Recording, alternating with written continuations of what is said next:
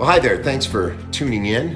And I wanted to talk a little bit about this issue, which I don't believe is a complicated issue, this issue of the church and Israel and how all that plays out in redemptive history. And eschatology is very important as we consider this. I was raised in what is commonly referred to as dispensationalism. I was actually raised in classic dispensationalism.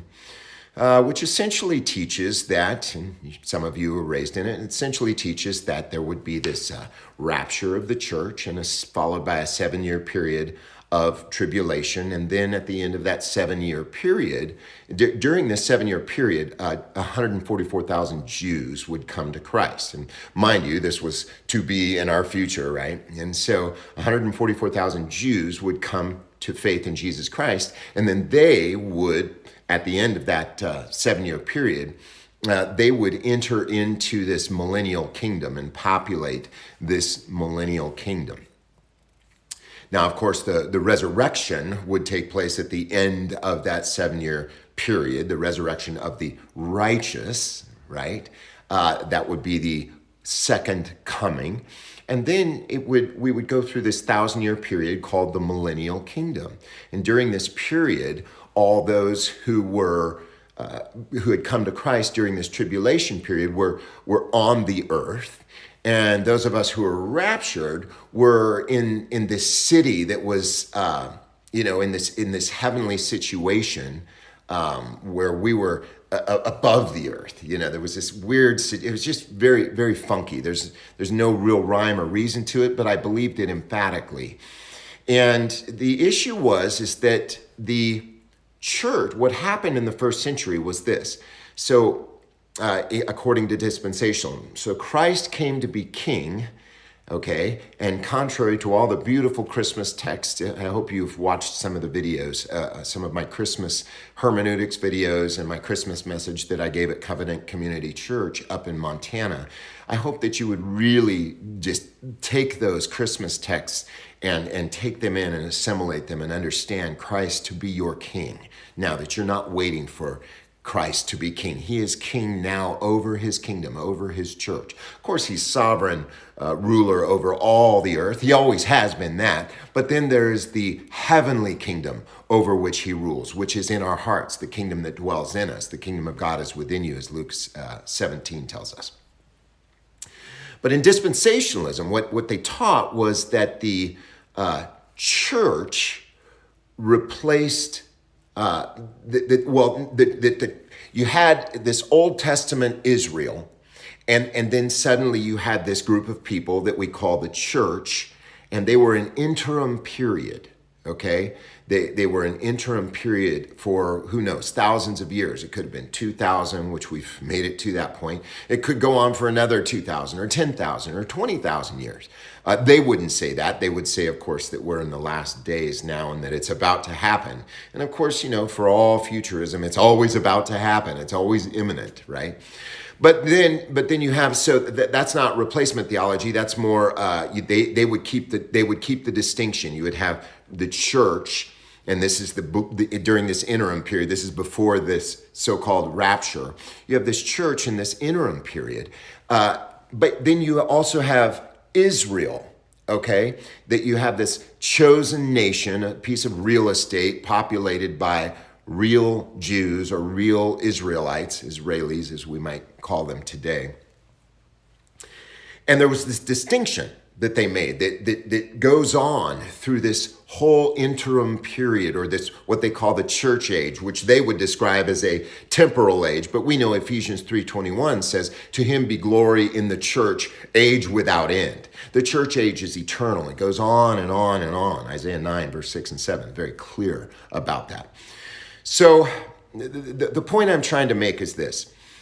That veered sharply from the historic position of the Catholic Church and Protestant amillennialism and postmillennialism, which teaches what is called replacement theology. Okay? Replacement theology. That is, Israel basically stopped in the first century, and that now we have this new Israel. Okay, that the church is the new Israel, the Israel of God of Galatians chapter 6. Paul was very clear in Romans chapter 2 that he is not a Jew, which is one outwardly, neither is that circumcision, which is outward in the flesh, but he is a Jew, which is one inwardly, and circumcision is that of the heart, whose praise is not of men, but of God, and that it's of the letter of it's of the Spirit, not of the letter of the law.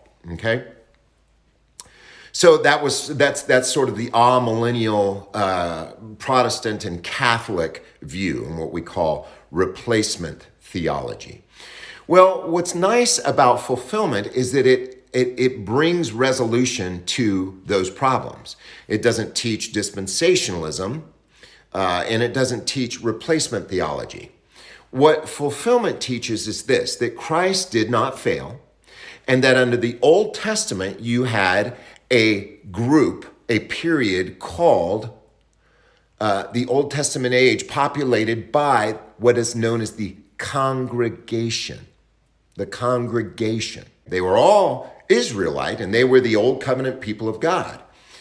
And you had these promises, real promises made to Ephraim and Judah,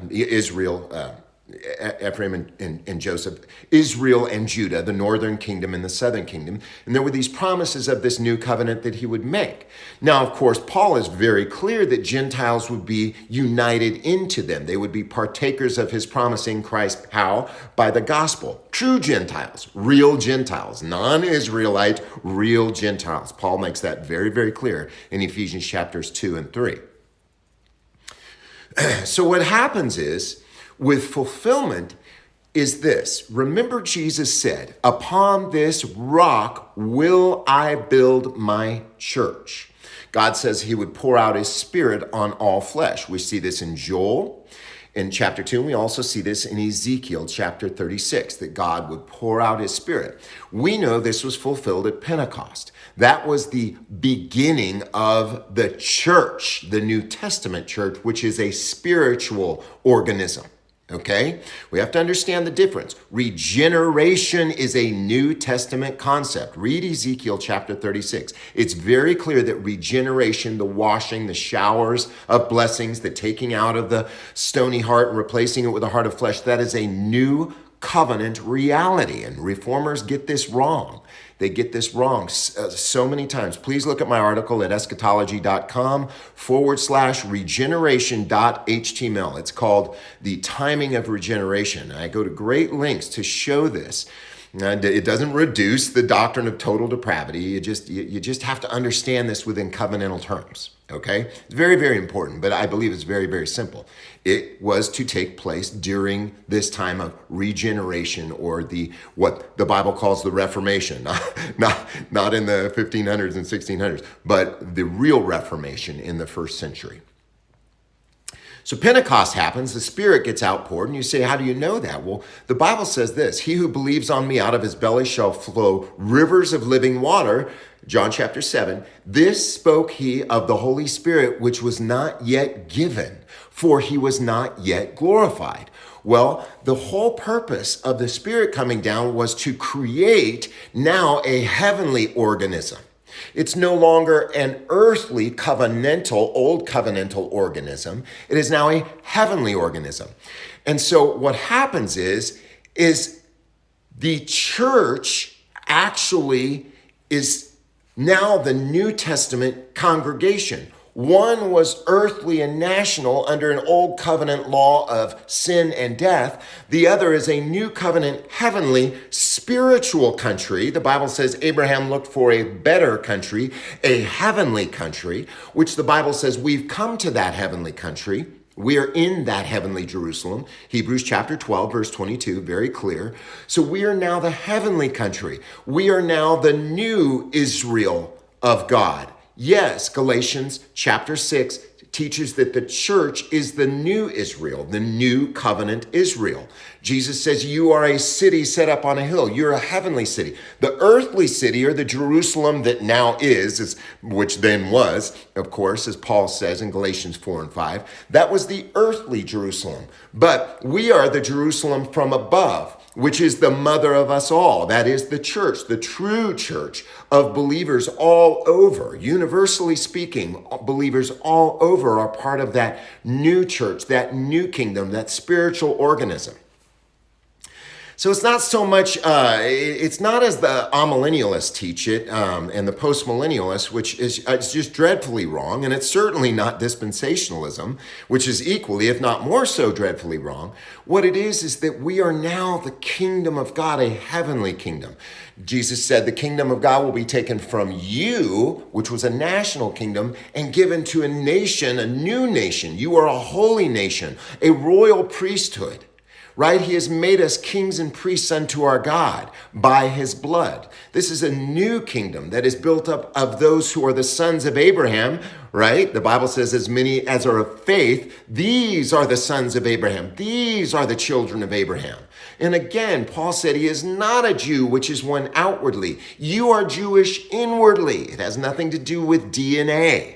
Okay, who were born not of blood, nor the will of the flesh, nor the will of man, but born of God. It's a new type of kingdom, a new type of birth. It is the new birth, being born again, being begotten of God. Christ was the first begotten out of death, and now we are begotten with him in this new spiritual heavenly life. Okay, so yes, we are now the new Jews. It's a spiritual Jewry, right? It is a spiritual Israel. It is a spiritual kingdom.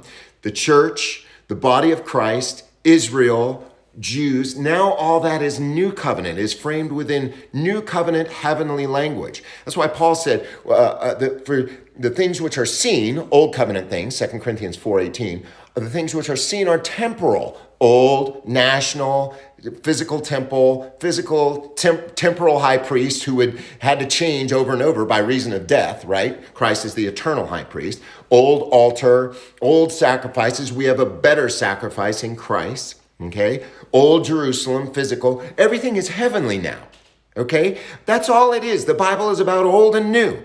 It's about old and new. It's not about cosmological history. It's about redemptive history. Old covenant, death, wrath, guilt, shame. Temporal high priests who died. New Testament, life, righteousness, innocence. No more guilt, no more shame. Whosoever believes in him will not be ashamed.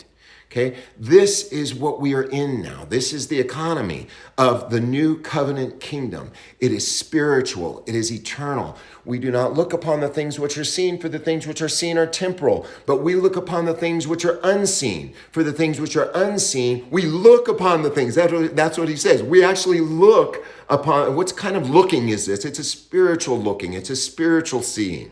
Right? We no longer see God through law, which produced death. No man shall see God at any time and live. We now see God through Christ. We have seen God and lived because we have the righteousness of Christ. That's the difference. So when John says that, no man has seen God at any time, he's talking about old covenant. Okay? Why? Because that's seeing God. They did. They saw God and died. They saw him through law, right? That's why Isaiah said, woe is me, for I am undone, right? He's confronted with law. That's what the law does. It reveals the depraved human heart and separation from God. But what Christ does is it reveals, the revelation of Jesus, reveals that we are in a new kingdom through his finished work and sacrifice. That spiritual sacrifice that he offered up. Through his shed blood, he took it from temporal into the eternal. He brought everlasting life through his risen life and his presence in our lives. He's called the day star. They were awaiting. That day star was about to happen, Peter says. And now the day star has arisen in our hearts, Ephesians 3, that Christ may dwell in your hearts by faith. We have a new covenant, a spiritual kingdom. So I hope that you rejoice in that. I hope that's brought clarity for this whole issue of replacement theology versus dispensationalism. Both of them are just dreadfully wrong. I believe fulfillment brings cohesion to it, and it brings a fresh new look, which is not new at all, really, if you just examine the words of the covenant and the promises of the covenant, this new and everlasting covenant, which is embraced by all those who have had faith in Christ Jesus by his grace. We are in this new and everlasting spiritual covenant. So again, I hope that you've been encouraged by that and that it has indeed brought clarification for you. God bless you.